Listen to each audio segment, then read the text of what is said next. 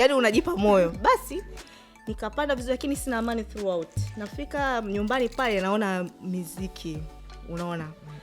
Mtu ananipokea ananiambia pole, like yeah, what? Pole of what?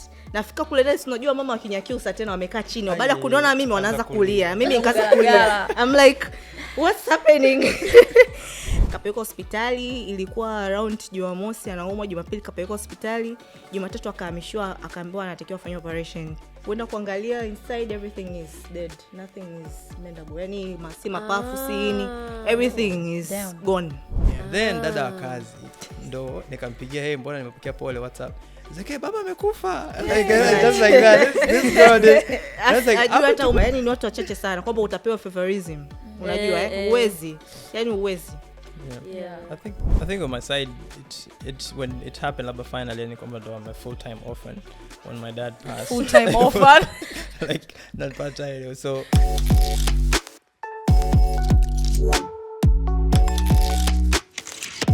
let's go. Hi everyone, welcome again to What to People episode 11. Yay. Come on. My name is Shanira Amsale and I'm an Mtu person. My name is Tekla and I'm the other Mtu person. My name is Cousin. I'm still going through the application process of being a Mtu person, but fingers crossed. Okay. Yes. And today we have two lovely guests. Jamani, naomba mwanze kujiintroduce. Tuanze na wewe Rehema. Okay, thank you. My name is Rehema Abel. I work at Foxy Safari Camps in reservation department. So if you want to travel or you want to take your bay vacation, you can contact me. I do that. We have properties, yeah. And my hobbies, I love to cook, making new friends, listening to music, yeah. And this is my first episode for doing like this podcast. Yeah. And I'm very excited to unite with you guys. Finally. Can you cook chapati? Yeah, do you want me to cook for you? Damn, okay. Maybe I measure people based on if they can cook chapati or not. okay. Yeah. Because if you can cook chapati, you can really cook. Yeah. Shout out to the guy that scuffed Yeah. Rehema. Hebu waonyeshe pete Rehema's ionekane cover vizuri. Sababu yeah.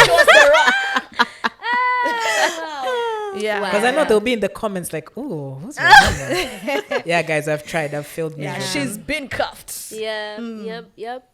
Oh, it's my turn now. Yeah. Thank you. So hi guys, I am Willy. Willy Inkia. I'm a film and TV producer, but also a digital content creator and influencer as well. Yeah. And I don't have property, and I'm not married. Oh, okay. So you're searching? I belong to the streets. Okay. Yeah. No, he's not even searching. He belongs there. To the streets. He belongs. I The have a street sidewalk. sign named after me. Yeah. Okay, Mr. Nkia. Thank you so much for joining us today. And topic ya leo is Before about... we go on to the topic. Oh my gosh, yes! Excuse. Yes. First of all, as you can see, me and the other half of Welcome to we're person. matching. And we're wearing Faithful Ave. Faithful Period. Ave. Faithful Period. Ave. Yes. And yeah. Thanks. Thanks. Shout out to you, Shout Faithful out to Ave. you. Yeah. You already know where to get them. Yeah. Their Instagram page will be in the description, and Yeah. we're always so happy to receive gifts from people who watch our show. So shout out to you, Faithful Avenue. All right. Mapenzi tele. Topic ya leo guys, itakuwa a bit dark. Yeah, we're going to have a dark topic. Tutakuwa tunaongelea kifo. Our guests here today, you will know more about their story as we go. Tunazungumza about how life is like when you grow up as an orphan. Yeah? Okay. So, by the way, listener discretion is advised. Yeah. We tend to make jokes, not because things are not important, but because we're trying to lighten the mood, yeah? Vitu visiwe very heavy, nini. Yeah? Kwa hiyo, this might be a situation you're facing at home and you're watching us. Please don't feel triggered by it. But if you feel like you're not able to handle death and jokes at the same time, then maybe we should just, you can watch our previous episode, Sawa. Yes, and thank you so much for the love in the previous episode. Right. It's like, oh my God, the production. I Oh my God, the know. production. Yeah. the people also, guys. Yeah. You know, Yeah. Shout out to everyone. to Yeah. Penny Credit, Kidogo, you know. But yeah, Kabisa. thank you so much, guys. You are amazing. You are amazing, and remember to subscribe. Sawa. La Yes, kushare. subscribe. Mimi, I'm seated. Just guys, I'm the one who always begs you kindly. We're giving you 3 seconds. Thank you so much. Thank What you. a joy. Wow, what Mwah. brilliant. Thank you so much for Awesome. subscribing and Awesome. liking and sharing. Yeah. Yeah. And turning on notifications. Let's And just turning ask on- for everything. Yeah, Everything. we are begging you here. You know, we want to retire early. We really do want to retire early, yo. Yeah. Okay. So we're gonna start with Rehema. Give us a brief history of your family structure before your parents passed away. Just tell us how life was like when they were alive. Yeah, I don't have much, but let's say like my dad and my mom. Yeah, I was born right in. Surely. you Of were? course you were born. What? You were born? I had no idea. Okay, anyways, nitaanza hivi. Uh-huh. My dad, before meeting my mom, Uh-huh. he had another wife, yeah. So I have my sister. Kwa my sister. father's my Dada father's yako. side, yeah, my father's side tuko wawili. Okay. Ambaye anaanza dadangu nafuata mimi, right? Okay. So my mom ameanza kufa kabla my dad. Okay. Yeah, so I don't have memories nyingi ambazo kusema labda ninakumbuka. Most of the time nimekuwa na babangu. Mamangu amekufa na miaka 3. Amekufa Okay. 2000. Yeah.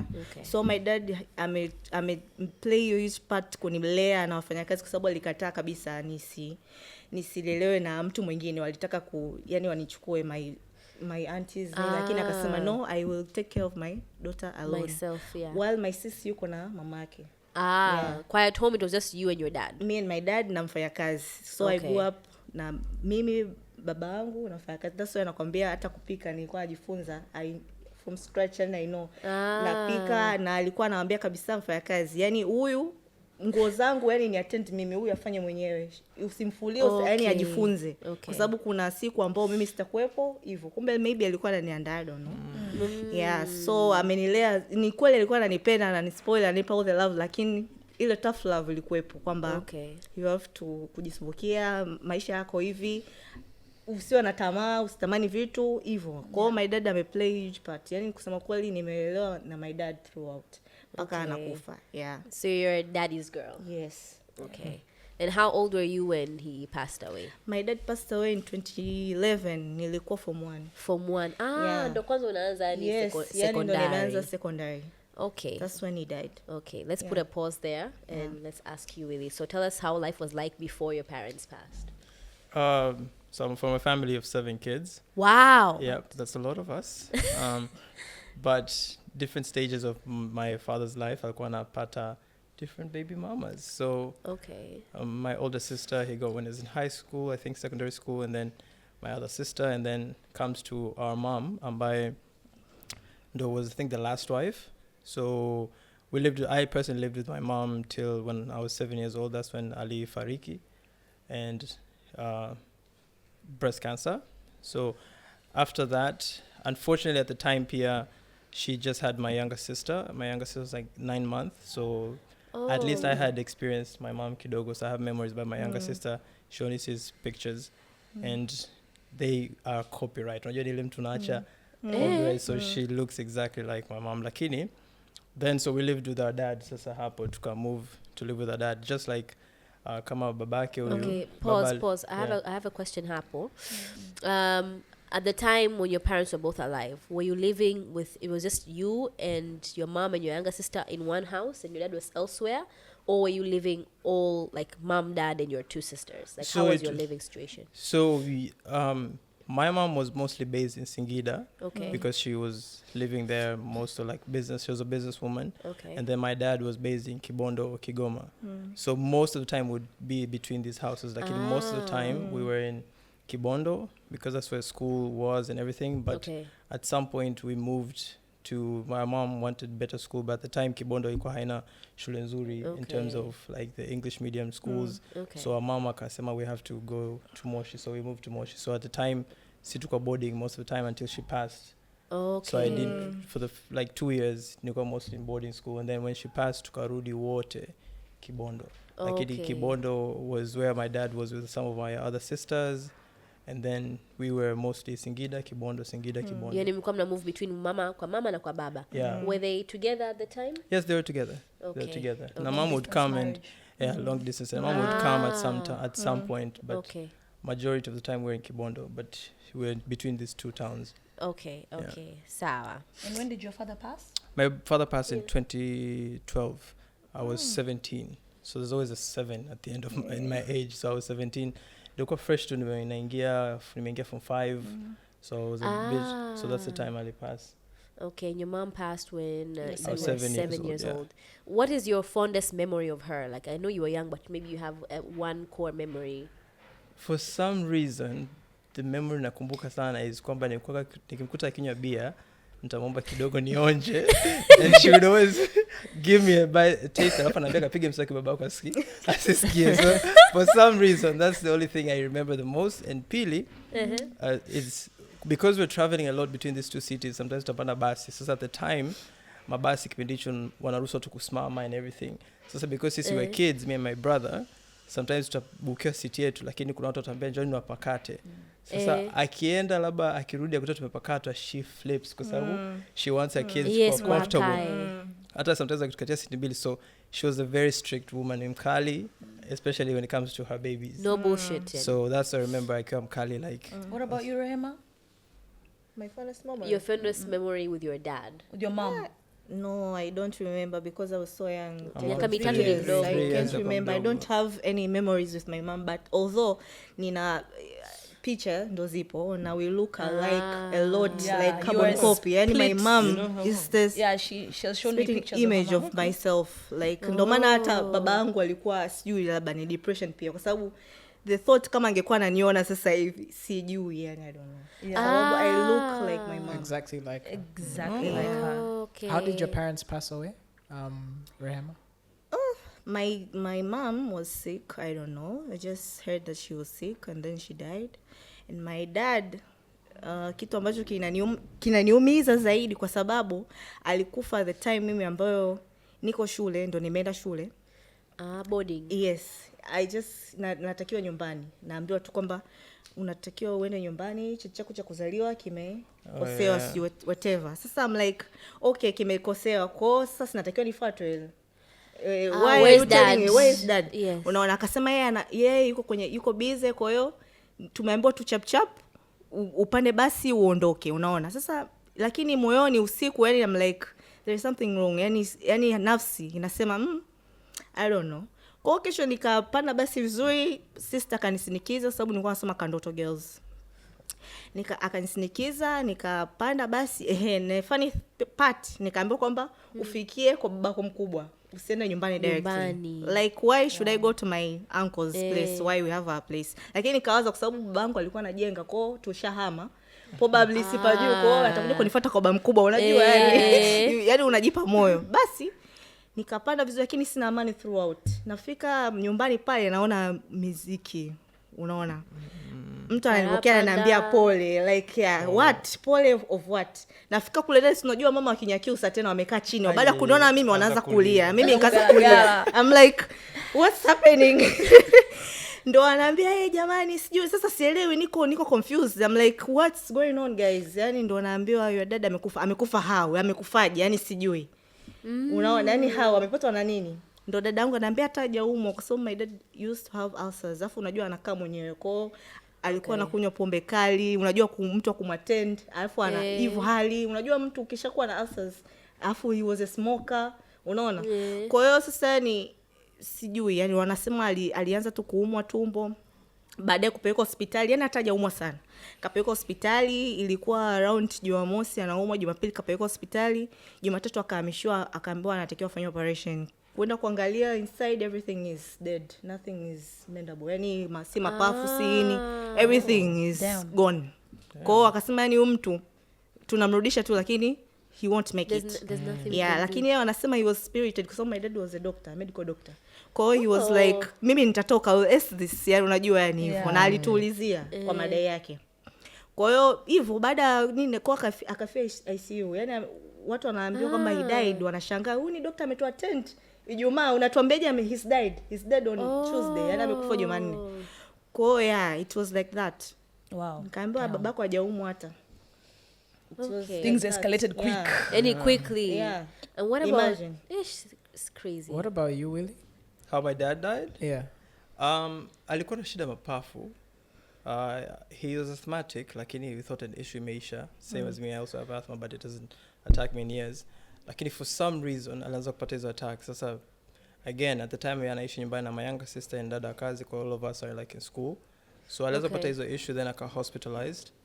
And then I kind of had a feeling this is about to be the end. Kwa sababu, I would hear how people never respond, how his condition is, because he's like a very strong man, like Evo. I've never heard people describing his stage kwamba yuko maututi and everything. Anaongea taratibu. That's not him. So I kind of had a feeling. At the time, pia I was in Mbeya in school. So nilikuwa nimeanza shule. So kama huyu alivyokuja, mwenyewe nikashangaa mama mkubwa wangu anakuja shuleni. Because at the time, what I was trying to do ni kuhama ile shule. I didn't like that school. So we were in conversation with my dad kwamba kuhama ko. Na mama mkubwa wangu akawa anajua kwamba nataka kuhama. So akaja na hiyo gia kwamba tumepata shule. So nini, but I know that he's been sick. So yeah, it seems like wanasema mapafu yalijaa maji or something like that. So he passed. So just like huyu kwamba unafika at the time, kwa sababu ni Mbeya nyumbani, at the time ni Moshi na Ngara. Alifariki akiwa Kagera, Ngara. We moved from. So I go home, then nawasha simu, then for some reason unashangaa hizo pole. So I called one of the poles and I'm like, ipo la nini? It's like, oh. Pole, yeah. And then huyu mmoja aka play it very well. It's like, oh, I heard your dad is sick. Kwa hiyo nikawa kupa pole kwamba namwambia atapona. Alijua kwamba I don't know. Yeah. Then dada wa kazi ndo nikampigia, hey, mbona nimepokea pole WhatsApp. It's like, hey, baba amekufa. Like just like that. This girl did. That's like, ajua hata umefika uko wapi. Tuko njiani tunaenda huko Moshi tupaone. Analafuza lakini hivi dua. Tunaenda kumuona, tunamzeka huko Moshi. And I was like, what do you mean? What do you mean? Huku nyumbani everybody's like acting it out, and I call my sisters like, yeah, baba anaendelea vizuri. They just didn't want to tell me what's going on. But the dada kazi blew it, and I was like, I called them like, unajua in a rage, like, don't fucking lie to me. Niambieni ukweli. And yeah, so that's how I found out. I think also you kind of sense when someone who is close to you is passing. Yani una ile feeling kabisa, yani unajiona kabisa, yani something is not right. Yeah. Can you guys describe that more? Like, what's that feeling? Like, what was that feeling that day ambayo You felt? Ngoja nikusaidie. Yeah. Kwa mfano, unajua ukiwa boarding kama kandoto, ukifunga shule ni mwezi wa 6 na 12 ndio unarudi nyumbani. The rest unakaa shule. Kwa hiyo picture it, yani kwamba unaambiwa unaenda nyumbani na mateso ya kula makande. Unakuwa excited. Unajua uko excited kurudi nyumbani like yes, lakini unaambiwa unaenda nyumbani like unajua yani yani unajikuta tu yani moyo mzito. Unaelewa kama kuna kitu, yani unasema kuna kitu, there's something going on, lakini hujui ni nini. Yeah. Yes, that intrusive thought unasema Exactly. I think this mwenyewe hivyo kwamba it's always exciting because I didn't like that school. I was like, finally somebody's taking you out of this place. Lakini it just felt like, no, this is too good to be true. Yeah. Alafu I know these few days I've heard kwamba he's sick and I haven't even, nilikuwa ni mtu ambaye ukimtext he would respond, so I haven't gotten like a response. Lakini bado najipa moyo kwa sababu aunt anakuja na kuambia like, tupata shule nzuri, sio nini utaipenda, ila inabidi ukafanye mtihani, unajua like anakujaza kwamba to make it, that's why it's urgent. Lakini anakuambia pack everything, you're going, and I'm like, oh okay, let's do this. Lakini still you'd see kwamba the energy in the room changes, wanakutreat like a king. Unajua kuna ile like, this is not normal. In an African household and like nimetoka shule unaulizi, yani they just like unataka nini maji, like you're treated this way kwa sababu wanakuficha. So you're like something is not okay here. And you kind of feel it. You just you can just sense it. You can just kupoteza kitu like, you know. Wow, okay.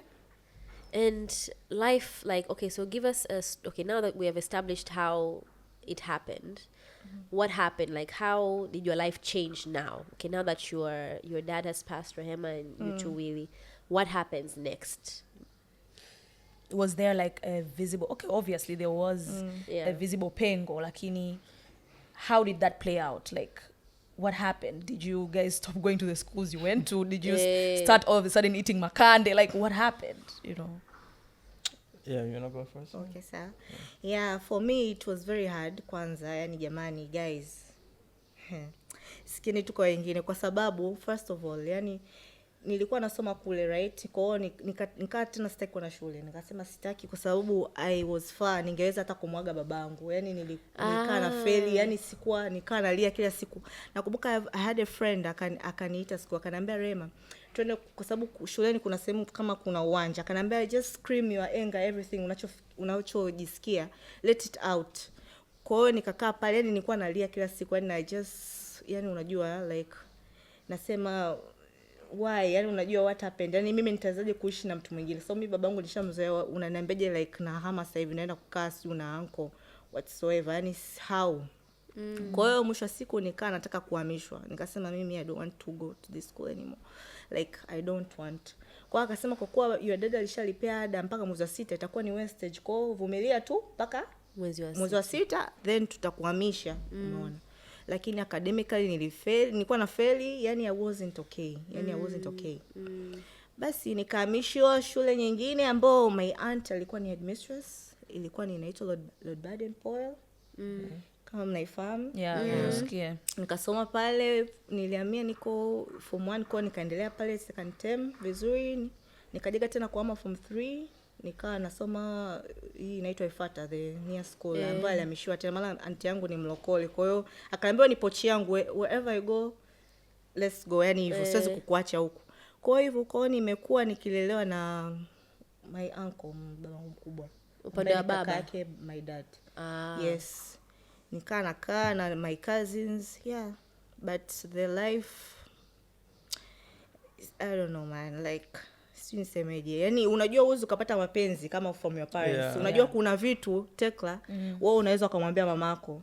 Like mimi I want something, unajua, lakini kwa mtu baki uwezo ukapendwa kama wazazi wako wenyewe hawezi wakakupa that love. Yani hiyo tutajidanganya. Unakaa kwa anko, yani kuna restriction fan love, lazima ufanye chores.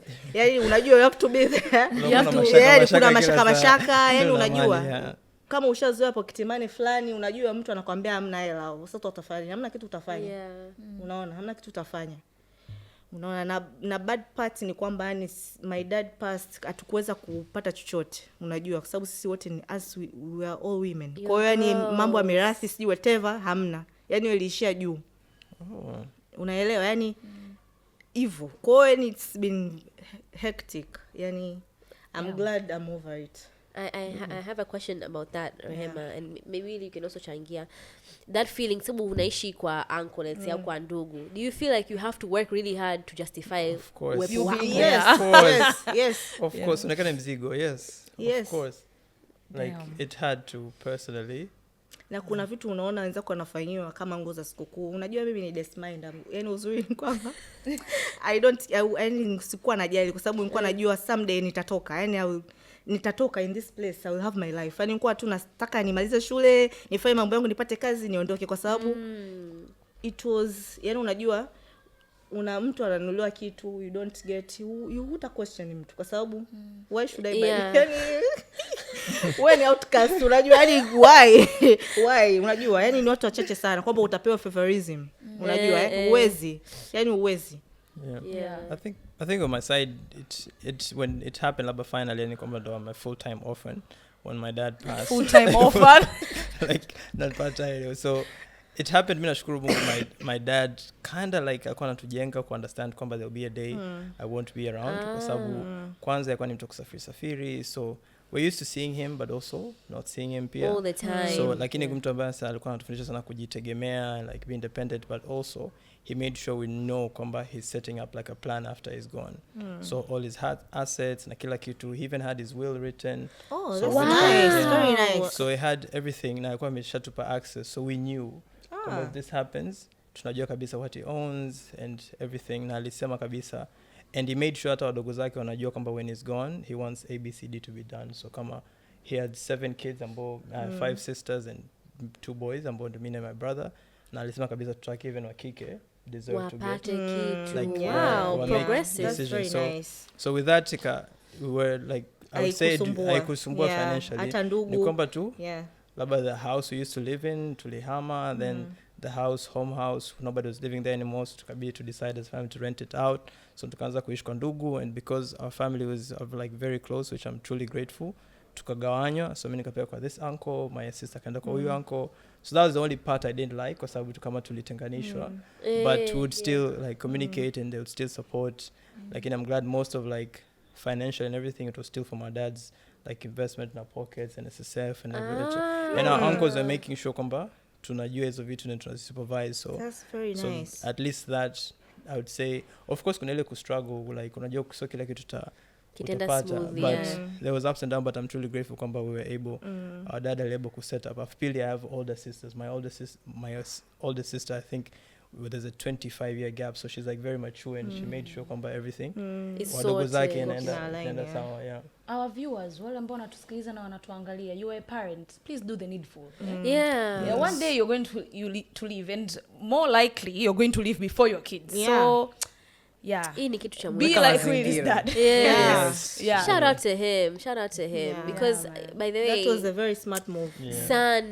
sana. Sawa, tutafeel gap yako, lakini vile viwanja vyako kidogo tukiviona kidogo. You know, uwe in mourning, lakini you are in mourning, you are in poverty. Yani ni vitu vingi sana at the same Secured, yani unajua time. kabisa. Una ule uchungu wa kuluza, lakini sio kwamba so kwamba yani nikitoka hapa naenda wapi.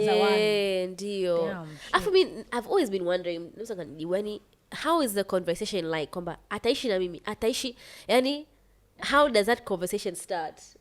Normally yani inakuwa ni kama tuseme wanaita kama upande wa your dad, kuna wakubwa elders wanakaa kikao after msiba. Okay. Ndio hiyo kufungua mirathi, like who will be in charge of these kids. Kama ni wengi mtagawana, tuseme kama mko 6, huyu mtachukua wewe. Unajua kila mtu anasema mimi siwezi, unakuta na wao na watoto. Kwa hiyo unajua yes hapo, lakini kama ni mko wawili au mmoja tu ana take charge. Yeah. Okay. Yeah, Ila kama kuna will, ndo mwanasheria atakuja maybe ndo atasema like hii itaenda kwa Shanira, hii itaenda kwa vipi, hivi itakuwa hivi, things itakuwa hivi, ukifikisha age fulani itakuwa ya kwako. Which my dad didn't do it. I think your dad Rehema, because he was a doctor. Kuna ile kiburi cha professionalism. I think he thought I'll be fine. like yes, I'll be fine. yes. Utajitibu. Na alikuwa na hiyo mentality. Yes. Kama mimi nipo like I'm here. Yeah. I never thought like my dad was And dying actually type. most doctors What? You never thought what? He was the dying type. Yani nilikuwa najua kwamba he's there. Yani unajua ile feeling like my dad yupo. Unajua yani like uwe bwana hawezi kufa sasa hivi. You know. Afu mtu My grandfather side ya mamangu, he was a doctor as well. He's like that. Yani he was so hard-headed, anaambiwa nenda sijui hospital. He's just like, no, yani I know exactly the drugs I need to to that's take how so they that I are. can be okay. Yes. And he died. I can actually say he died because of negligence. Like he was just hard-headed. Like, you know what? No, I'm not doing whatever you guys want to do, kind of thing. I know what I'm doing, guys. Wow. Sasa, now that you are living in a life where your parents are no longer there, unajua like ukikuwa na wazazi kuna ile hofu ya let me behave because if I fail mama yangu atanichapa au baba yangu atanifanya hivi. Kuna ile level of discipline unakuwa nayo because mzazi yupo. So now after losing your parents, what kept you disciplined and grounded? Yeah, what kept you from not kuharibikiwa? From not kuharibikiwa, or because there's no one to follow up and say where you understand? Let's start with Willy. I think, I don't know, I feel like nimeharibikiwa. Because I'm in the arts, I'm in the totally different. The thing about Tanzania perception kwamba ukitoka kwa sababu nimeta like degree and then nimemaliza degree then I'm doing something totally different. No, nadhani personally I think cha kwanza our dad had to expose kwenye vitu vingi. So we were those kids on a local disco like anakwambia kama ukiwa na girlfriend kwa naye lakini just like he's that kind of person. So Pili, his work was around the community. so conversation vitu kama sex, HIV, AIDS, drugs and nini, it was common in the house. So those things havikushtua, havikunifanya like kuweuka when I like grow up. So with that I kind of had that knowledge, whatever. Lakini pili, he was very free spirited in terms of like alikuwa encouraged to try things, but also like kuwa responsible when you're trying those things. So with that, hata alivyoondoka, that's the mindset we had, kwamba we were able to kufanya vitu vingi kama hivi, labda say I do labda whatever I'm doing now. It's because ya kunasema life is more than just what people see. Lakini fanya, jaribu, lakini ndio hivyo, usiwe mjinga, usiwe mpumbavu or something like that. Like it's alivyoondoka, sort of those principles, lakini pili based on the family to live like our jomba nini, they all had the same kind of mindset, so they would always like kuturekebisha when it comes to situation where labda shule umezingua or labda you're doing this, they'll be like, okay, wefanya mambo yako, lakini this is unataka reporti mwisho like semester iweko vizuri. So they would allow us to do that, lakini with conditions. So with that you kind of keep to discipline. But of course ukiwa huna sema kulala, lazima ujue you have to behave, kwa sababu you might, that's the only place ulobakisha, because baba yako hayupo, mama yako hayupo. It's either umheshimu mjomba uishi au uende ulale nje, and then utajua sasa how you. But yeah, what about you, Rehema? For me guys, kwa sababu unajua you come on a place ambao umezaliwa peke yako and you got yourself, kwa you have to maintain that nanileo, sijui unanielewa Shania, like yani you got yourself, una mtu wa kusema kupiga simu like sijui mimi I'm going through things, sijui I need, kwa sababu kwa wakati huo mimi dadangu alikuwa bado anasoma, umeona maana my dad amekufa, my sister yuko form 6, mimi niko form 1. Kwa hiyo yani ndo alikuwa yani unajua yeye akaenda nje, Malaysia kusoma. Kwa sababu my sis, mama yake anajiweza, she's well, yani she's good, unajua weather hivyo. Kwa hiyo for my side mimi I don't have backup plan, sina hata kwa ni either niongee kama ninavyosema, niongee na mjomba baba mkubwa tukae vizuri, au otherwise which I'm no other option.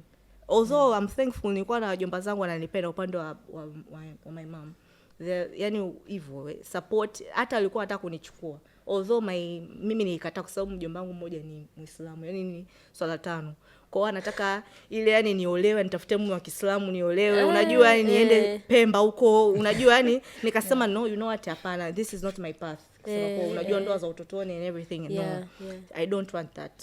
Umeona, lakini they supported me sana.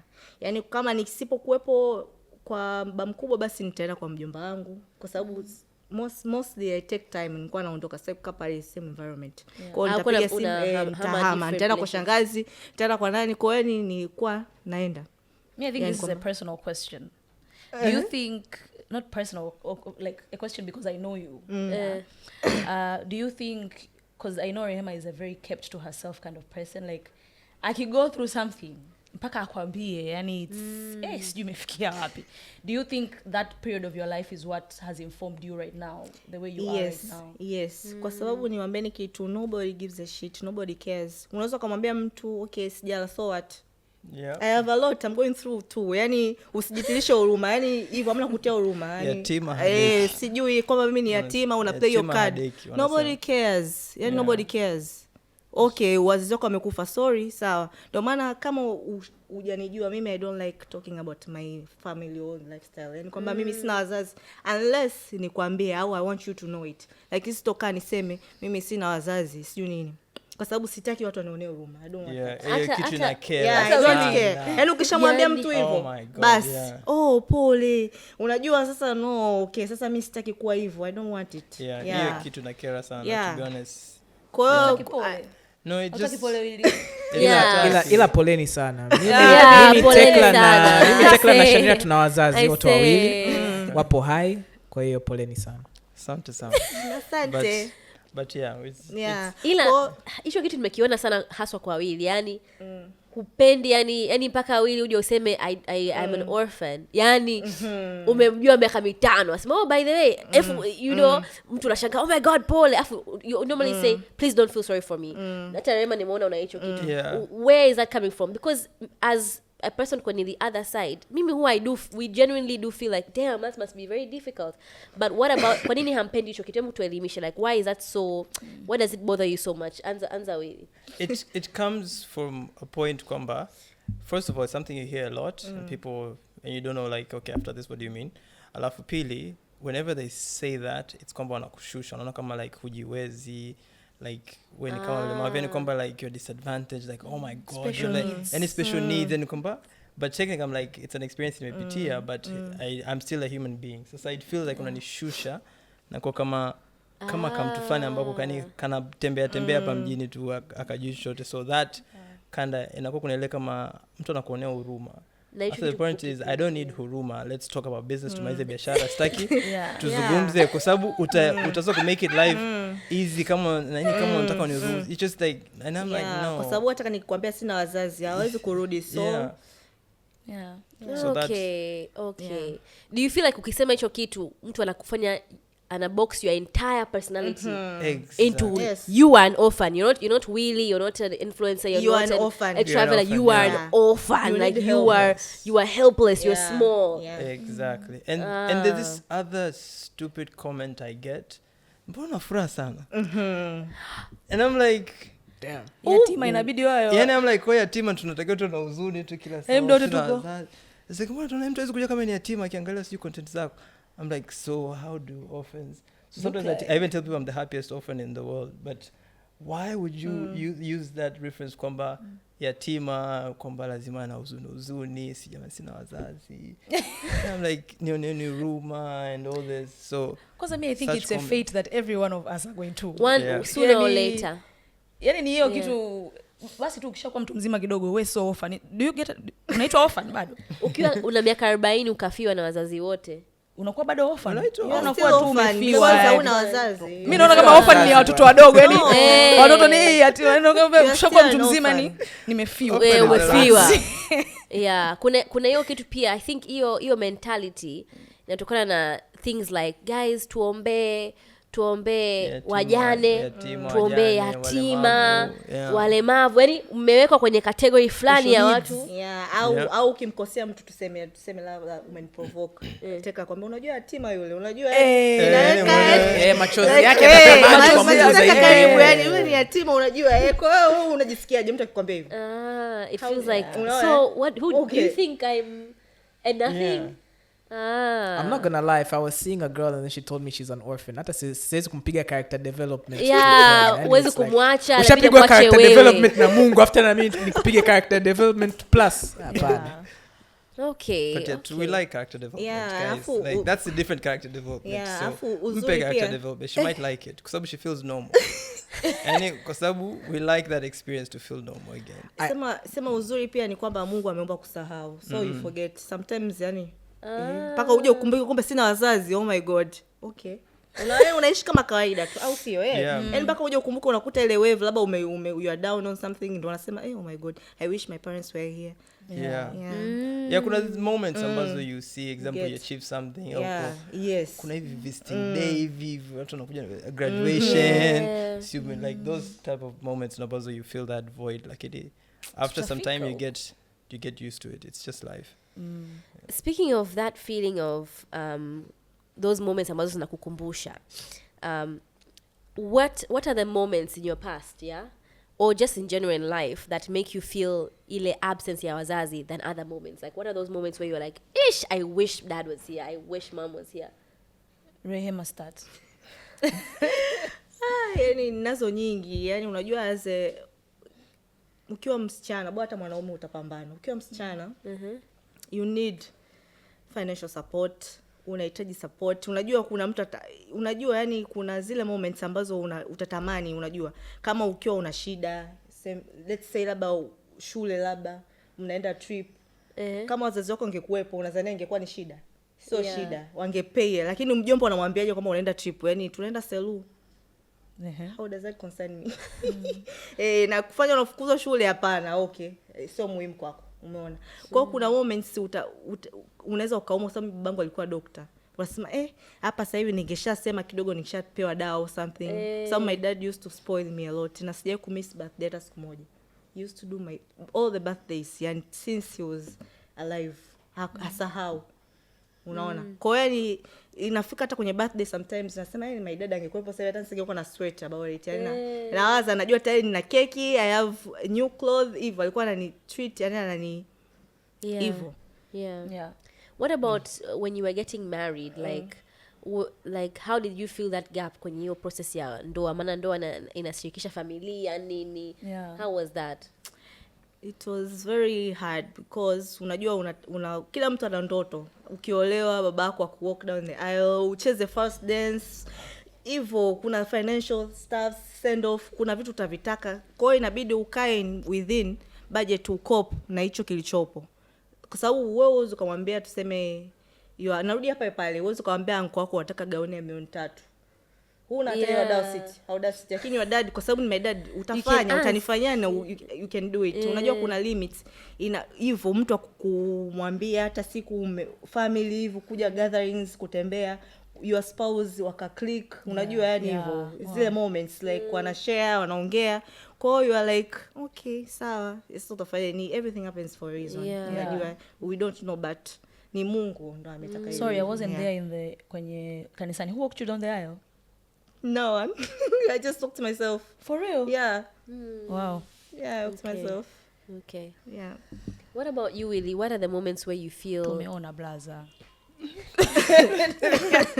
Okay, tumaliza this one after break. What about you, Willy? Okay. What are the moments where you feel the absence of your parents more intensely than other moments?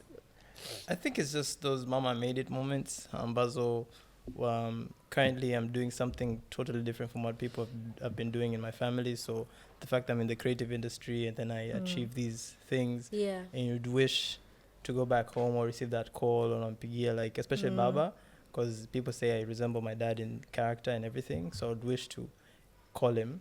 One of the things ambazo I wish, kwa sababu as I said, aliandika will, aliandika kwamba alipopanda mlima Kilimanjaro, it was the greatest feeling, na angependa watoto wake wapande mlima Kilimanjaro. So nilipopanda mlima, nilipofika pale juu, like unapata that picture and then unapata kile cheti, I'm like, Dad, I did it. Like there's no dad to tell, and then there's no dad to tell him like, hey, I did it. So vitu kama hivyo, it's moment like those kwamba I wish I had him around kuwepo na au especially dad sana, kwa sababu mama kama hivyo sijakuwa naye sana, so I'm more attached to my dad zaidi. Okay. Sorry. We're back. Go from 1 to 11 is crazy. All right, guys. Can you play the timer? Can you play? I'm old. I'm turning 31 this year. I know I look 16. You're not old. I look 16. None of us in this room are old. I look 16. We are back from the break, and we were discussing something during the break. Eti, for you, Rehema and Willy, how long until you know someone enough to tell them that I don't have parents? Like, do you tell them 6 years, 3 years, or you? It depends with trust. Or how long does it take mpaka umwambie mtu? For me, I think it depends. Kama ilivyosema take trust. Kama I don't feel safe telling you my thing, I won't tell you. Yeah, sorry. Okay. I'm so happy that I made you feel safe, Rehema. Yes, I'm you so made it happy. through. I feel good because she told me very early on. By the way, like, yeah. Is it something you feel like you have to introduce? Like, you know, like when you're gay and you're like, guys, I'm gay, and then you move on with life. Is it something that you... Who goes straight and say... Like, no, like a closet, like in a closet. Okay. Is that Orphan a closet? Like, kwamba, like once I reach a certain level with you, lazima nikwambie. After tuendelee, let's say kudate or kuendelea kuwa friends, you know. Like you really, you didn't tell me until, I don't know. So what is your, how do you monitor? I don't know, it depends. Maybe if it doesn't come, like if any kama I don't see it necessarily, it doesn't pop, I don't tell you. Kwa sababu, like, it's not necessarily kwamba ujue about my life. Alafu pili, sometimes because I'm in the public space, I assume it's ukitaka kujua utajua, because I have like shared it on na wala sio achievement kuisema. Yeah, it's not like, oh I don't know like, yeah. Kwani sisi tulio na wazazi tunakuja tunaanza kusema mimi na wazazi wawili, by the way. Na baba na mama, no. Na baba na mama, and my name is Tekla. Yeah. You know? So it's true. To be honest, I don't think have measured. So you come back, I have to know you this well to tell you. But okay, open up. Kuna ile mkuta mnaongea, then nafana mamangu, lakini mamangu kikuwepo, and I'm like, oh, actually, Yes. I've been through that as Yeah. well. Or when somebody like you pass, so like give, I would encourage them, like, I've experienced that. So at times like that, when I'll be about put it out there, like, and it's not something I enjoy putting out there. Yeah. Especially with that, after you put it out there, kuna kwa huruma. Na ujui mtu ataichukuliaje hiyo au vipi. Like I was saying, yani PR wenu wa yatima amelala, because there's this very bad image of like an orphan person, like helpless, you know, hasaidiki, muombeeni, msaidieni, yani so I'm glad we're having an episode like this where you can see yani hicho kitu sio kama kinamfanya mtu awe mdogo au asiwe na furaha. You can be anyone, you know, it just happens that, like you said, really it's an experience you've been through, but it's not who you are, kwamba I am an orphan, you know, in this box. Although other people are taking advantage of it. Yes. How? To be honest, I think I would, like, whenever things get tough, like, you know, guys, mimi, you know. Mimi yatima. Yeah, unajua mimi yatima. Sina wazazi. Unajua mtu mwingine ukimwambia hivyo, oh my god, unajua. It gets you that. It gets you somewhere. Yeah. And I think also based on experience, a lot of orphans have, as kama high example, kwamba mali zinatapeliwa, zinachukuliwa, so that's why you see a lot of orphanage. Like, that I can play that card. Like, and kwamba sometimes it is true, orphans, it is a group ambayo needs help, kwa sababu especially depends on the state, muda labda watu walivyoacha kichwa wadogo. Mzazi ana umuhimu wake sana, we can't lie, like mzazi ni mtu muhimu sana kumguide mtu, so sometimes unaposikia mtu hajapata your guidance, you kind of like feel they're lost, kwa sababu unaangalia wewe and you reflect your life kwamba mimi nina wazazi ndio maana nimefika hapa, but huyu mtu hajapata hizi nguzo za kumuongoza, so like this person is just lost, ndio maana watu wanakuwa na hiyo huruma. So we understand at that point, lakini not every orphan is the same. Mimi nacheka huko kwa sababu hii episode inakaribia kuisha. Ask you why you such a hajaongea chochote zaidi ya kujitambulisha. Yani leo hana sehemu ambapo he can bring in his weird. No, actually, I have a question to both Willy and Rehema. I'll start with Rehema. Wow, bora. Maana nikasema Rehema, hii episode tumondoe kazi. Is your husband your new daddy? Yeah, I can say actually sio tu daddy, kwa sababu yani super daddy, lakini ukiachilia my daddy husband, Pro Max. Listen, ukiachilia my husband yeye pia hana mama. Oh shit. Unaelewa? Hana mama, ana baba tu. Unaelewa? Lakini yeye yes, hatuwezi tukacompare, like sijui yeye kidogo, yani mama yake amekufa hivyo, yani ashamaliza shule hivyo, unajua yani hivyo. Lakini sio tu daddy, kwa sababu babake he takes good care of me. Yani ananipenda like his own daughter, kwa sababu wao kwa ni wanaume tu. Kwa hiyo una daddy na daddy, una daddy na daddy in law. Yeah. Kwa I'm very thankful. Yani unajua Mungu sio alinipendelea, I do not know, lakini amenipa the missing parts ambazo I have a dad right now. Yes, I can text him hivyo. Naweza yani namspoil kama vile ningeweza kumspoil my dad, yani hivyo. Kwanza nakuita my queen, yani hivyo. Kwa who calls you his queen now, his dad or his dad? Oh, wow. Yeah. Okay. So yeah, yani I'm so grateful. Hata yeye pia anafurahi kupata a woman in the family, and yeah, like that. So that's beautiful. That's nice. Beautiful. Willy, be honest, you've never used the orphan card, like when it comes into your dating experience, like don't leave me like my mom did? No. No, not at all. I would love to use it, but no, unfortunately. sorry, Dad. But it sounds like something you would do. I feel like what's the point of losing your parents if you can't use it to gaslight people? No, unfortunately not. I use it in jokes and everything, but not like in relationships. Do you feel weird, Rehema, to call a man like daddy? Like, does it like kind of trigger you? Yeah. To be honest, see, that is not my favorite name to call my husband. Kusema kwa Mungu, nitamuita lakini sio like daddy, no. Hapana, tumeagi lo neno sana. Safi sana. Yeah. Okay. I'll admit, my favorite women, like historically, are the women who have lost their dads. Those are the best ones. Shout out to you if you've lost your dad. Okay, why? Well, I was about to ask. Because like they just like the need daddy, like the daddy hits closer to home. It's like you're the daddy I wish was still here. The daddy that stepped up. The daddy that stepped up and stepped in occasion. What the hell? Stepped up and stepped in. And still left, right? And still left. But exactly. But you see, the thing is, Wow. the thing I love about girls who've lost their dads, they always let you come back. Because it's like, my daddy left me, like, at least this one comes back. Do you ever go back? Yeah, like, of course, I need to be there for them, you know? Those are my little girls. Shout out to them. You're a little girl. Wow. You are running a... Okay, Playing a okay. dangerous game. I have a quote here, yeah. It says, growing up without parents doesn't just mean no one tucked you in at night. It means you are often left to answer life's hardest questions alone. Does this resonate with you? Let's start with Willy. Yes, a lot of times.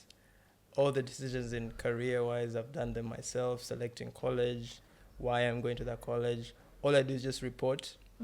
Kwamba nimejaza chuo hiki na hiki na hiki. That's where I'm going. Kwa sababu they felt, I think I knew kwamba this is my life now, and I didn't have somebody to bounce ideas with. So everything I had to do them myself. And it comes to a situation when I was pivoting from finishing college. Now I want to go study this course. I just applied by myself, went there, and then I just told people like, nimepata this scholarship, I'm going to Nairobi. So all these things, I've done them myself. So everything, what I just do is report. So all the hardest decisions in terms of life, career, and like where I'm living and everything, I had to do them by myself.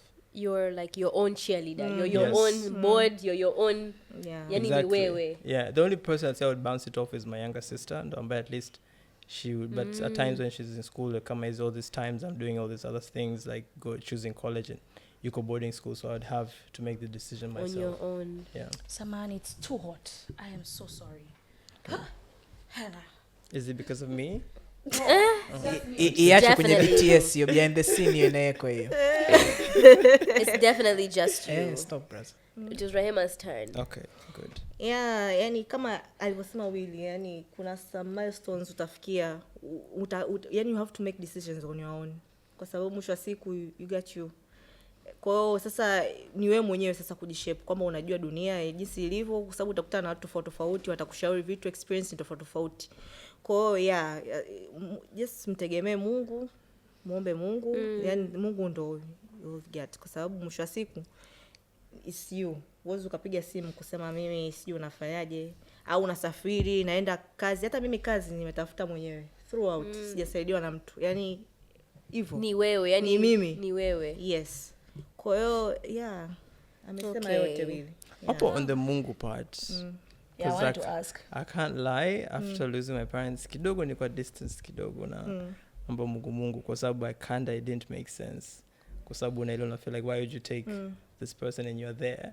So I would say personally, I think that's when I stopped like believing Yeah.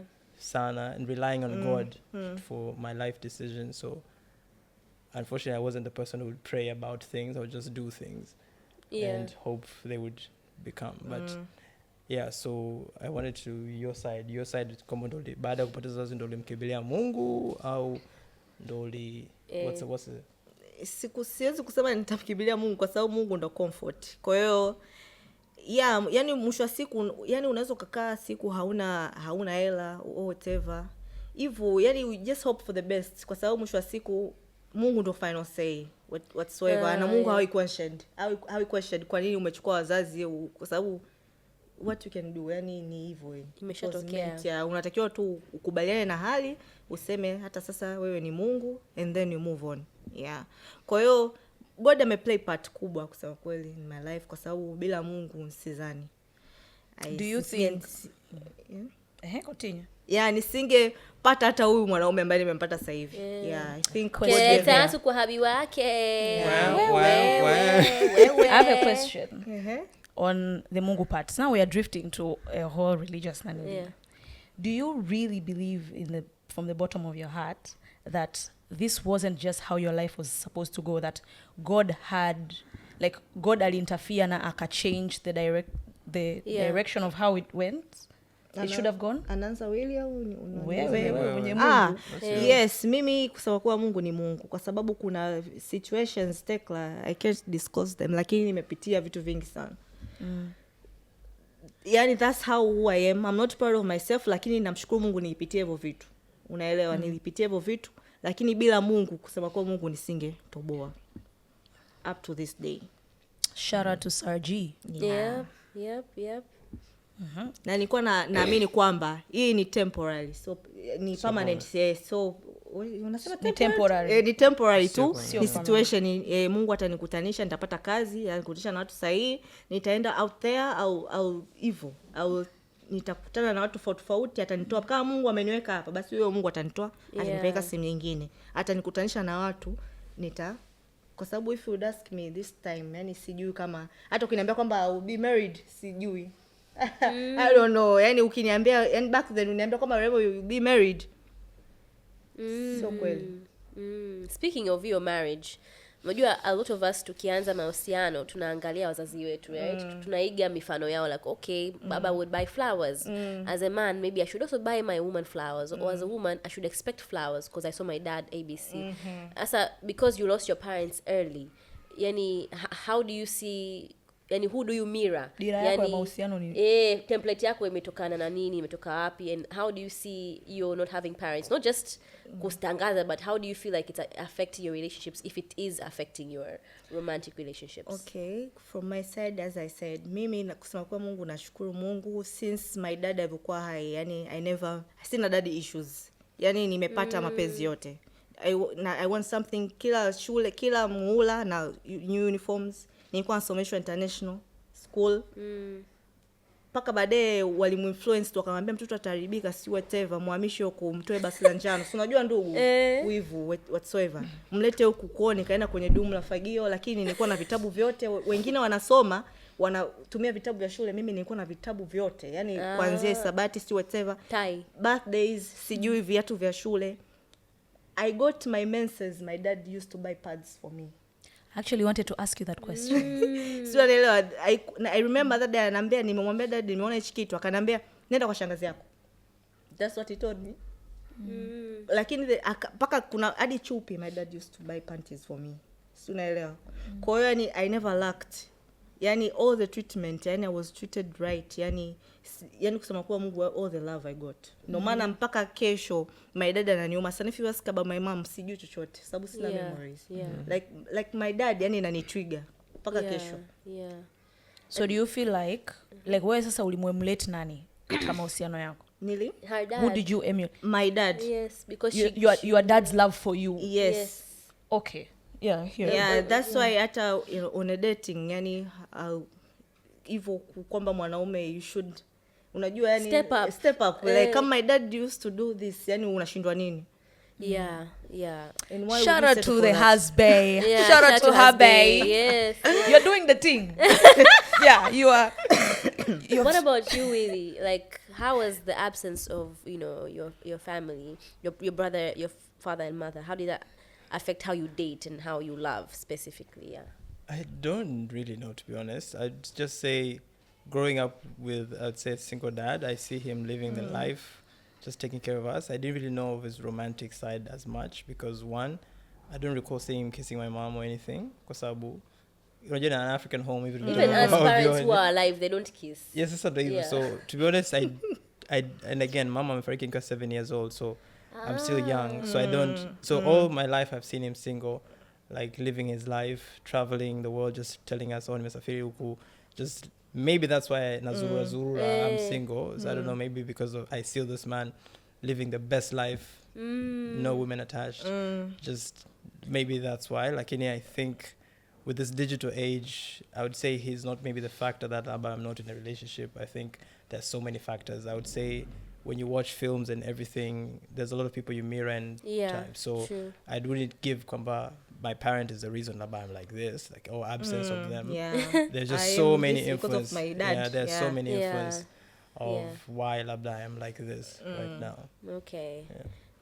I don't know if everyone else is seeing this as well. And maybe you seeing your dad single and having fun is what makes you comfortable in your singleness. I think so. Like, you're not even feel like I have to get married, I have to nini because you're like, I grew up seeing a man live his best life without even having, to marry or remarry. Yep. So one thing I've noticed, I don't know if Tekla and Cousin can see it as well, like there's a sense of hyper independence that you two have, like, because you're making your own life's decisions, and also privacy. Like, me and Willy have had conversations about this a couple of times, and I'm gonna stop trying to get you to open up. But I have seen like that level of like minding your own business and doing your own thing mwenyewe, you know. If you see, you see, but I'm not trying to put you in my business. Do you think it comes from that, like kuzoea kufanya vitu mwenyewe na kuamua vitu mwenyewe yani? Ya kwanza Rehema alivyotolewa mahari, si kwamba anavishwa pete. Unajua when you go there as a friend, you are recording. I had to ask her, babe, can I post? Yani other people it's like given, like nikienda kwako Shanira una vishwa pete nitapost. Lakini with Rehema you have to ask, hey, babe, nimekurekodi hapa. Can I post? Yani unamwonyesha kuna video hii umeipenda. Yani you know she's that private anyway. Okay. My question is mostly to you, Willy.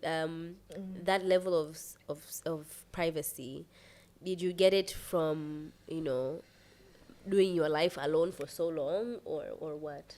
I think so. Kwamba, I think when you lose these people ambao you're entitled labda to share your life with, then now unajua kabisa niko mwenyewe and just realizing maisha yangu, this is my life and I'm the one who makes decisions for my life.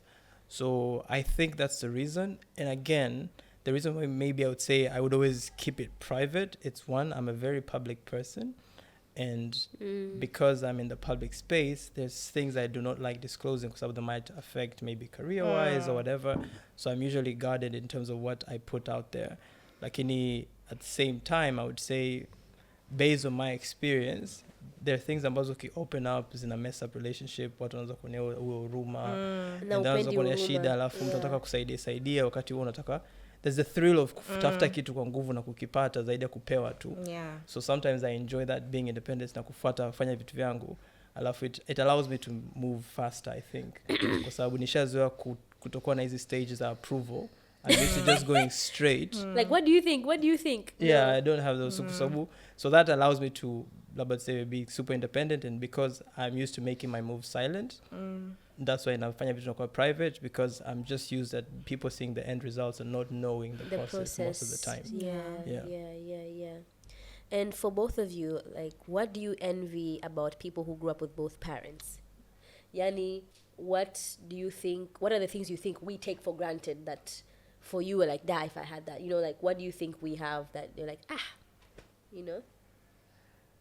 So much. I'm going to say some dumb shit. I wish I had created content with my dad, or there's this moments you see people like recording videos with them.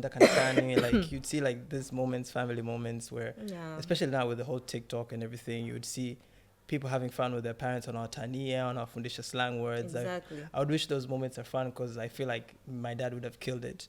Would have done like really good content together. I feel like and again, with this space of social media, we see people share a lot about their family, and you're like, kumbe me and my dad had great stuff. We could have done so much now, which could have helped our careers. Example, this Ugandan dad, anayekatika another son.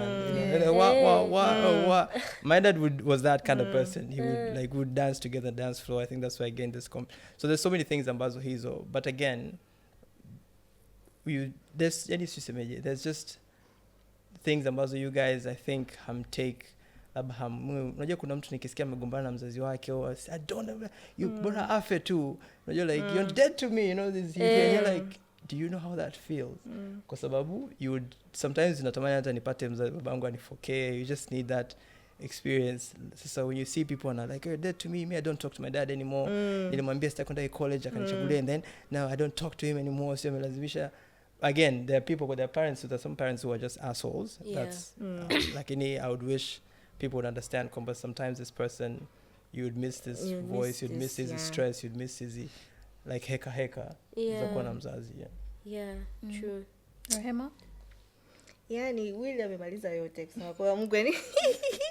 Yes, I emphasize on that, kwa sababu yani kama hivyo utaolewa, unajua yani utajifungua, unajua kama sisi wanawake you gonna need help, like unasema yani sasa hivi mama yangu akikuepo hata nisingewaza, unajua like yani angenisaidia kwenye uzazi and everything. angeni walk through, labda unajua hata mtoto mdogo akikosea ukimchapa labda atakufuata, bado atakufuata mama, anajua you are the one. Yani nimpigie mamangu simu to vent, unajua yani hivyo tuongee, unajua how's my day. My dad alikuwa ni mtu wa matani sana, tungekuwa tunataniana probably ningekuwa namspoil. Sasa hivi nina kazi, unajua zawadi za hapa na pale, random calls, kudeka hivyo, yani you miss that. Lakini life happens. Yeah. I have a similar question. Let's see kama it's a repetition or VP. Kwamba if you had grown up with both your parents up to their old age, how do you think your life would have been different? Oh, Nice question. that's nice. So from my mom's side, I was such a mama's boy. I don't think I would have been this Willy that is right now. So initially I'm the 6th child before my younger sister, so I was the last born before For a long time. for a very long time before this little girl akamwazaliwa na yeye. So one, nilikuwa nadekezwa sana, so nobody could touch me because I was that mama's boy. So one, I don't think I would have been this independent. I don't think I would have been this person that I am right now. I would be in my mother's wing. Kwa nini watoto ambao nasikiza mamao too much. So I think that's the case. And when it comes about to both my dad and mom pamoja, I think that would have been the case. I would have been my mom's favorite. My dad, hiyo kitu wagena piss off sana. I cannot mama nandekeza sana. So I would still be maybe living with my mom, I think.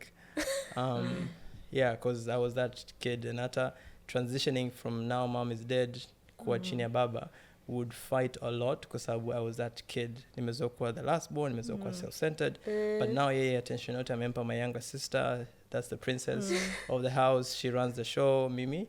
Na kila siku I would always get in fights with my dad a lot kwa sababu mimi ndo nakala mtundu, kerere, mvivu, na deka. So I think I would have been that person because I was that to my mom. What about you, Rehema?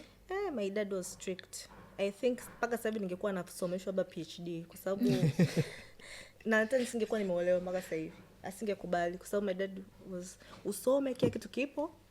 Nataka usome, nataka ufike. Kwanza by the way nilikuwa natakiwa niwe surgeon. Kama nikana kandoto kwa sababu ni shule ya science. Lakini life happened. Nikasema you know what? Hapana. Lakini my dream was to be a surgeon. Na akasema yes, very good. Kwa na hisi hata ningeshapelekwa huko nje. Sasa hivi ningekuwa huko. Niko doctor kabisa yani. Kwa hiyo yani everything happens for a reason. Asingekubali. Yani he was very strict in education. Very protective. Yeah. But I think also another advice for the people who are not orphans, such questions we do not like. Because you're giving us a picture of a life we would never have. Yeah. So at the end of the day, it comes kind of like triggers. Come on and kumbusha my emptiness, what I've lost. It's like, imagine so things like that again. It's not things we like. Discuss. It's a thing ambayo unanipoteza tu muda. You're painting with picture. Reality ambayo haitaka tunashumu tu. Tunashumu tena juu ningekuwa na wazazi. Nisingeteseka hivi. Unajua ningeteseka tu. Yeah, so True. I thank you for that point. And I'm sorry for this question. And if you're anywhere there, never ask that. Don't ask that question. Hivi ungekuwa na wazazi unahisi ungekuwa wapi? Kuna hata nyingine wanaitumiaga. Hivi babako unajua uko aliko anakuona. Yaani anazana na furahi unachokifanya. Unasema proud na wewe. First of all, we don't know that. Yeah. We don't know that. Okay. Yeah. So now that you're grown up, mnaishi maisha yenu, how do you find your sense of family? You know, as an adult now, like who is your family? You get? My family has sorry. Okay. Have you been able? Okay. The question is, have you been able to find a sense of home or family in adulthood? And now that you're living your own life, have you been able to find that sense of family in your own way? Yeah. Kwa sababu, as I said, sasa hivi I have a new family. Ukiwa mtu huyo. Niko kwenye ukoo mwingine, unaona. Kwa hiyo sasa hivi baba yupo, we can talk, unajua. Sasa hivi I'm safe. Najua kabisa hata kama watoto wangu wakiwepo, unajua watakuwa na babu yao, unajua at least yani parent yupo, unajua yes, his gatherings kama baba mkwe wangu every new year lazima muwe pamoja, mkate cake, mcelebrate, yani hivyo unajua, yani anapenda ile gatherings, yani closeness, kwamba we feel at home, yani kila Jumapili tukitoka kanisani lazima tuende kwa babake. We spend the day, we spend the day. We spend the day. Nice.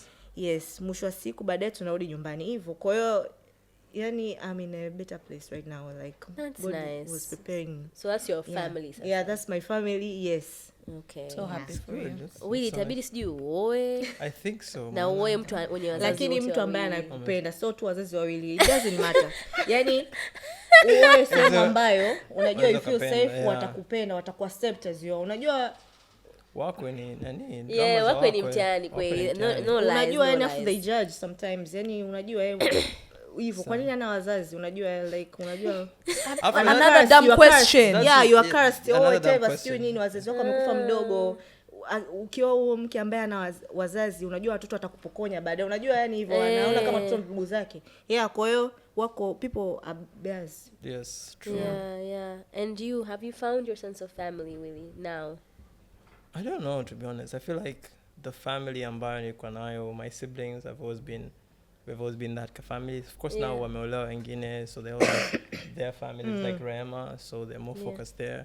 Like I would say for especially my younger sister and some cousins, we've been very tight and very close, even to the family that was taking care of me, my uncles. They've been that family, so we'd have this talk. And so I think I still have the same people that my dad, especially my dad's side, we have been very close. Like it has been that close family. Okay. So for so long, so they will be the first people I would talk at, like Evo. Okay. And we were speaking about this kidogo off camera. Are there any rituals that you do when you want to feel close to your parents? Like when you want to remember them, what do you do? I don't have any rituals, to be honest. Do you have rituals? Siwezi nikasema rituals, lakini nakuaga na like flashbacks kama tulivyokuwa tunasema off camera, muziki. My dad used to like some music. Okay. That's a ritual. So nikisikia alikuwa anapenda sana Negligence, nyimbo zake alikuwa anaziplay, au makoma na pesi hizo zote, yani my dad used to play them. Kwa hiyo nikisikia sometimes naanza kulia tu, just cry. I miss him. Hivyo. Kwa hiyo I think like I reconnect na yeye ndo amesababisha nimezijua hizo nyimbo. Yani unajua my dad used to play that. Can we put even one song in the description? One of the songs that you say you sana sana ni huo na pesi wa makoma. Okay. And you, Willy, what do you do? Honestly I don't. I said mwenye kuna nyimbo ambazo nikisikia my dad loved. Shout out to Whitney Houston. My dad was in love with that woman. We would listen to her everywhere. And after when Evo passed away, as I said before, alimwandikia barua. I don't know if she even got that. Like, I don't know who got that letter. But he was that kind of person who loved music. So I think every time I do things ambazo he loved, so example, traveling, or I'll be like, oh, my dad is proud of me. When I do like music, when I like love dancing, he loved dancing. I think those are things about like I feel connected, or perhaps I'm like following my dad's footsteps, because they would always say kama babako, unafanya kama babako, and I'm like, oh, I'm glad I'm doing that. Yeah. Okay, as we're wrapping up, my final question is, what would you tell your younger self? You know, Apo, your fathers both just passed away. Your life is about to change forever. Knowing what you know now, what would you tell younger Willy or younger Rehema? Let's start with Rehema. I would just say that usikate tamaa, yani usiwe mwepesi, be courageous, okay? It's gonna hurt, but it will pass. Yani there is greater. Kutakuwa na storm, lakini uko mbeleni itakuwa shwari. Kwa yani everything will align, and don't worry. Yani nothing lasts forever. I think you done? Sorry. Okay, I'm done. Sorry. So my advice for the younger Willy who just lost his dad is cry the shit out, kwa sababu watu watakwambia jikaze, utajikaza, and then ukienda huko inakukula, ukilia unaambia mwanaume ali, jikaze, sio nadhani baba yako anajivunia. I'm like, bro, cry. Kwa sababu when you cry, when you let it out, it helps you feel like me I would just say usikimbie hizo hisia, don't run away, accept, but also learn to accept kwamba this has happened, and also what can I say, kwamba just know that there's brighter days, and rely to the close people around you, because they are the ones who would help you go through the next step. And hata ukisipopata that support, just remember labda what your dad told you, and remember what teachings alikupa, and what life meant alivyokuwa na kuandaa kwamba there's a day nitaondoka, like wewe ni like utajisimamia mwenyewe, and the only thing I can give you is about education na kuishi na watu vizuri and all that. These are the things that would help you move to the next step hata kama mimi sipo. Yeah. Okay, that's beautiful. Thank you. Do you have any closing remarks, Tekla, cousin? Mi sina closing remark kusema za ukweli. Kuna a point Rehema alisema it's gonna hurt, na nikakumbuka hii meme. Sorry guys, I'm on TikTok so much. It's gonna hurt. It's gonna be difficult, but we're gonna run. Yeah. We're gonna keep on moving. Yeah. Yeah. That's Our editor ataiweka hapo. Yeah. Such a funny meme, but yeah. Yeah. We're gonna run. We're gonna keep on moving Yeah, maisha because what now, yataendelea. you know? Yeah. Hamna kutia huruma. Yaani usikubali kutia huruma. Hakuna kutia huruma. Exactly. Pige moyo konde. Unakomaa mpaka kieleweke. Yeah. Siku nyingine tutafanya episode ya watu ambao wazazi wao wapo lakini they are absent. You know, how do you feel? How do you feel? Wapo, you know, they are somewhere lakini You have both mom and dad. they don't give a shit about you. Nope. Crickets. Yeah, that's the only thing, guys. Yeah. Otherwise, don't ask stupid questions like the one Willy has asked. Yeah. Yes, please take note. To me, kama kawaida, you know, I love writing love letters to my wifey. You know, maybe it's like 2030, she's listening to this, you know, because obviously I told her that I have a podcast, so she's listening back. Kuna kitu Teka alikwambia last episode, you need to jog, my love. You need to get here, you know. I want us to fast forward to the part where we're making orphans together. Let's make some beautiful orphans. What? Well, Because Yeah. eventually you will parents will That was pass. so dark. Yeah. I was trying to find the link, but when I found it, I regretted it. Me too. Yeah, It's okay. it's That's fine. cousin for you. You Yeah, think that's they're cousin. ugly That's why orphans? he's here. I think we're That's ugly very orphans. dark. Wait, I'm supposed to No, be you're beautiful. beautiful orphans. No, What you're would you say? beautiful. So let me He be wants to ugly. make beautiful I orphans want like to you make guys. orphans just like you. You guys turned out really great. Yeah, Yeah. awesome. Thank you. 10 out of I'll 10. take that as a compliment. Thank you. But, ouch. Thank you so much for tuning in. Thank you, Willy. Thank you, Rehema, for really sharing with us and being open with us. And we hope this resonates with people who are in a similar situation or Yeah. people who have lost one parent or someone close to them. Na pia, this is a call for those of us whose parents are alive, you know, treasure the moments. Yeah. I'm guilty of being angry at my dad or fighting with my dad, but I wonder, like, if he was to pass away today, like, I know for a fact I'll miss even the way he used to stress me out. So thank you so much for tuning in. And kudos to you guys for not crying. Eh? Yeah, I don't know what I would have done with you guys if you started crying. I would Umesema know. mtaki kuonea huruma, now what? Now what? You know. Otherwise guys, again, kwa wale ambao mliamua hamtaki kusubscribe mwanzoni, I don't know why you are hard-headed, but we're giving you episodes such as this. Niambie Tunawaletea podcast mpaka gani? yatima. Yani niambie podcast gani wanaenda hivi. Yatima. Yani we are giving you real life examples. Yeah.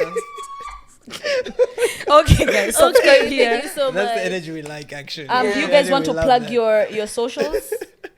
Equally, I'm telling you in the description. I am Willy Inkia on all social media platforms. Yeah. Rehema? No. Great. Privacy. Privacy. Period. Ni mke wa mtu. Just know that. Tread carefully hapo kwenye comments, please. Yeah. Jiheshimuni. Love you so Nimejitahidi much. kujiheshimu kwa upande wangu. Kwa kweli umejitahidi. Yani Umejitahidi ukimya wa leo. sana. Crickets from that side of the Yes, house. thank you guys. Goodbye. Bye.